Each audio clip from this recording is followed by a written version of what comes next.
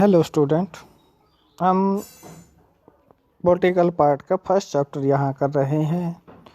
इससे पहले हमने जो बेल्जियम ने जो विशेषताएं अपनाई, जो सूझबूझ अपनाई, उसके विषय में हमने पढ़ा था।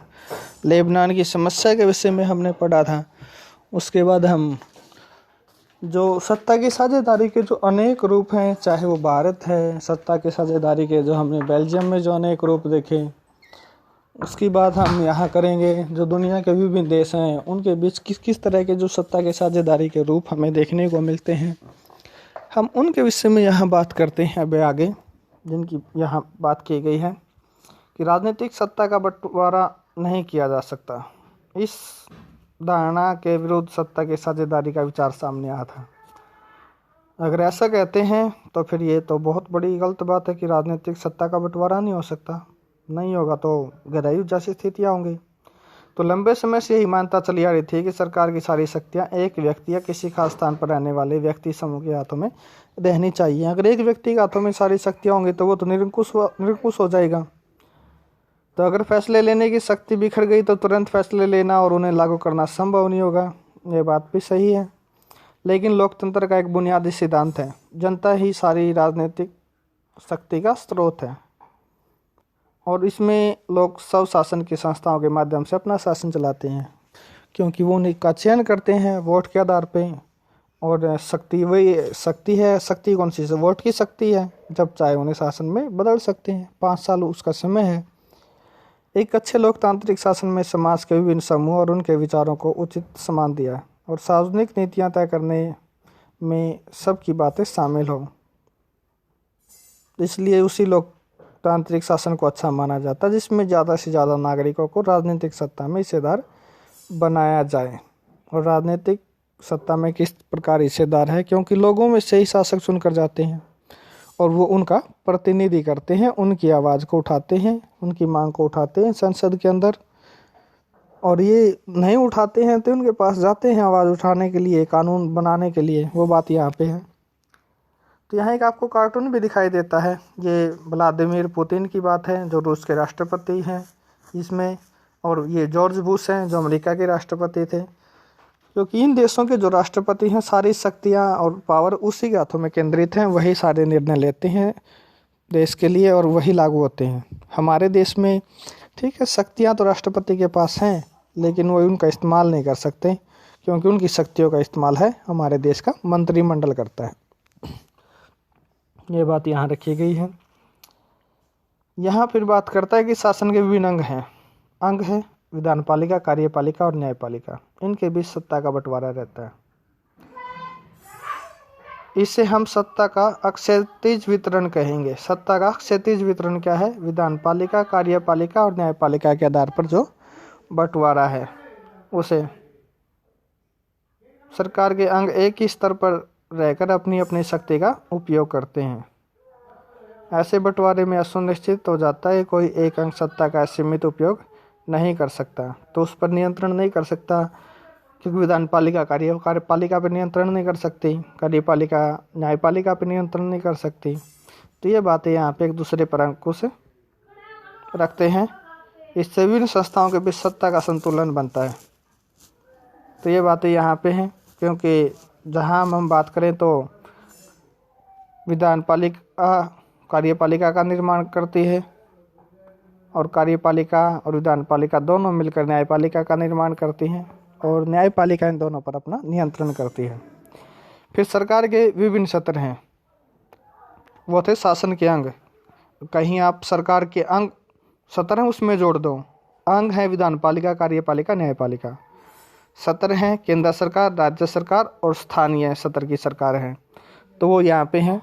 पूरे देश के लिए केंद्र सरकार, राज्यों के लिए है राज्य सरकार और क्षेत्रों के लिए, गांव के लिए है स्थानीय सरकार, जो अपने अपने स्तर पर जो क्या है शासन करते हैं। उन्हें इस नाम से जाना गया है। उन्हें वो जो क्या है वो शक्तियाँ है वो संविधान के द्वारा दी गई है और उनके बीच सत्ता का बंटवारा है वो स्पष्ट है भारतीय संविधान में। तो ये बातें यहाँ पे हैं। सत्ता का बंटवारा विभिन्न सामाजिक समूह, मसलन भाषाई और धार्मिक समूह के बीच भी हो सकता है। ये भारत के अंदर नहीं है, ये किसके पहले 2 रीजन थे वो किसके अंदर थे, भारत के अंदर थे या दूसरे देशों के अंदर थे। लेकिन यहाँ बात की है सामाजिक समूहों के भाषाई और धर्म के आधार पर। भाषा के आधार पर श्रीलंका में था, बेल्जियम में था, वो हमने देखा, और धर्म के आधार पर हमने देखा था लेबनान में। तो ये बातें हैं यहाँ पे, ये कहना चाहता है। इस तरह का जो बंटवारा भी हमें क्या है देखने को मिलता है, ताकि गहरायु जैसी स्थितियाँ हैं वो उत्पन्न ना हो। बेल्जियम में सामुदायिक सरकार इस व्यवस्था का एक अच्छा उदाहरण है। कुछ देशों में संविधान में कानून इस बात का प्रावधान है कि सामाजिक रूप से कमजोर समुदाय और महिलाओं को विधायिका और प्रशासन में हिस्सेदारी दी जाए। ये बात यहाँ की गई है कि जो कम संख्या में उनकी भागीदारी वहाँ हो, ताकि वह अपनी अधिकारों के लिए आवाज़ उठा सकें। सामाजिक समूह के हिस्सेदारी देने की बात की गई है यहाँ पे। उसके बाद हम आगे जो नेक्स्ट पार्ट रहेगा, सेकंड चैप्टर, हम वहाँ पढ़ेंगे हम इनको। सत्ता के बंटवारे का एक हमें रूप विभिन्न दबाव समूहों को भी हमें देखने को मिलता है। ये भी हमारा एक अलग से लेसन रहेगा, वहाँ हम इसे पढ़ेंगे। 4th पॉइंट में जो ये बात कर रहा है कि सत्ता के बंटवारे का एक रूप हम विभिन्न प्रकार के दबाव समूह और आंदोलनों द्वारा शासन को प्रभावित करने और नियंत्रित करने के तरीके में भी लक्ष्य कर सकते हैं। तो ये जो इसने दबाव समूह और आंदोलन की बात की है ना, ये हमारे चैप्टर है हमारा 3rd, उनमें इनका वर्णन किया जाएगा। दबाव समूह क्या है, जो दबाव बनाते, जैसे हमने व्यापारिक समूह देख लिया, किसान दबाव बनाते हैं, व्यापारी दबाव बनाते हैं, डॉक्टर हैं, वकील हैं, कोई यूनियन है, मजदूर यूनियन है, बस ड्राइवर हैं, या जो रोडवेज के कर्मचारी हैं। तो इन लोगों के द्वारा जो समूह बनाए गए हैं वो दबाव समूह होते हैं। और आंदोलन किस तरह के होते हैं, जैसे हम बात करें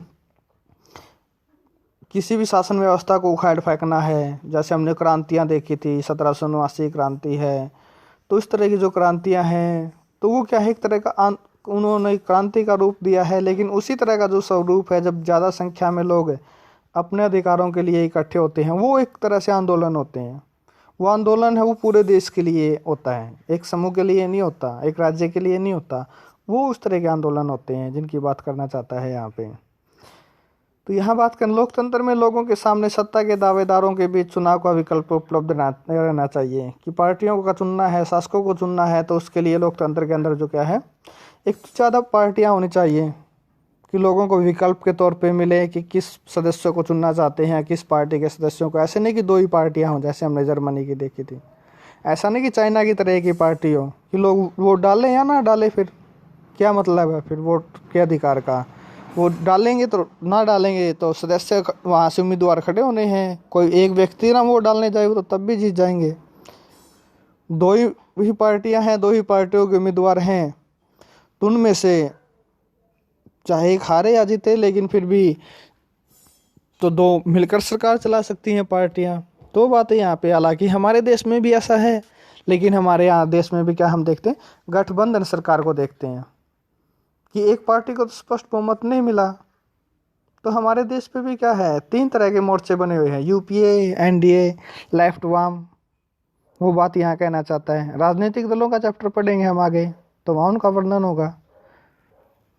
तो इस तरह से जो क्या है, फिर वो आपस में मिलकर जो क्या कई पार्टियाँ इन संगठनों के में शामिल हो जाते हैं और फिर मिलकर सरकार चलाते हैं। तो वो बातें हैं यहाँ जो हमें देखने को मिलती है कि सत्ता के साझेदारी जो पार्टियाँ हैं वो, क्योंकि हम देखते हैं कि पार्टियाँ आती रहती हैं जाती रहती हैं। अब 2 योजना है, जो दूसरी योजना बीजेपी की चल रही है, उससे पहले हमने 2 योजनाएं कांग्रेस की देखी हैं। हरियाणा की बात करें तो दूसरी योजना बीजेपी की यहाँ चल रही है। पहले 2 योजनाएं कांग्रेस ने शासन किया है, उससे पहले हरियाणा की बात करें तो इनेलो शासन करके गई है। तो ये बातें यहाँ पे हैं। तो मतलब क्या है, जो पार्टियाँ तो आती जाती रहती हैं, ये लेकिन उन्हें चुनने का अधिकार है लोगों को मिले। और इन पार्टियों में आप देखते हो कि मतलब ज़्यादा प्रभावित कौन कर रहे हैं इनकी नीतियों को, इनके फैसलों को, जो बड़े बड़े उद्योगपति कर रहे हैं, क्योंकि वो इन्हें चुनाव लड़ने के लिए चंदा देते हैं, तो उनकी नीतियों को प्रभावित करते हैं। अब अमीर लोग तो दूसरे देशों से भी घर लौट गए, और जो देश का वोटर है, जो आम लोग हैं, वो अब तक अपने घरों को नहीं लौट पाए अपने देश में रहते हुए भी, तो वो दूसरे देशों के। तो ये क्या है, उन उन घरानों के जो कहीं पर दबाव हैं कि हमारे बच्चों को हमारे देश अपने घर हमारे घर लाया जाए, लेकिन यहाँ की आम पब्लिक का ही दबाव नहीं है, ये मानते हैं। लोग विरोध करते हैं तो उन पे आप देखते हो किस आए दिन किस तरह के अत्याचार होते हैं। तो ये बातें यहाँ पे हैं।